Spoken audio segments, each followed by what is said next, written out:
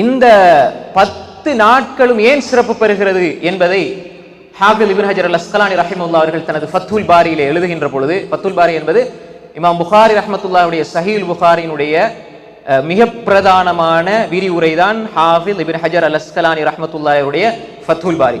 அதுல சொல்றாங்க, ஏன் இந்த 10 நாட்களுக்கு இவ்வளவு சிறப்பு, ஏன் இந்த 10 நாளைக்கு இவ்வளவு சிறப்பு என்று சொன்னால், உம்மஹாத்துல் இபாதா, இபாதத்தினுடைய பிரதான இபாதத்துக்கள், தாய்மார்கள் என்று சொல்ற அளவுக்கு அடிப்படையான இபாதத்துக்கள் எல்லாம் இந்த 10 நாட்களில் செய்யப்படுது.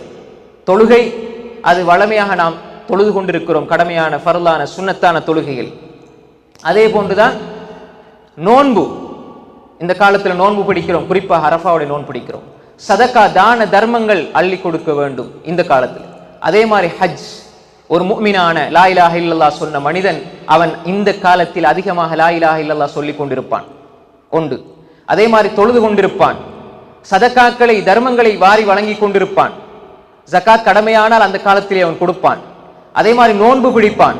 ஹஜ்ஜுடைய கடமைகளையும் ஹஜ்ஜாஜிகள் சக்தி பெற்றவர்கள் செய்து கொண்டிருப்பார்கள். எனவே இப்படிப்பட்ட இபாதத்தினுடைய அடிப்படைகள் ஒருங்கே சேரப்பட்ட இந்த 10 தினங்கள் என்ற அடிப்படையில் தான் இது சிறப்பு பெறுகிறது. எனவே நாம் இதை பயன்படுத்திக் கொள்ள வேண்டும்.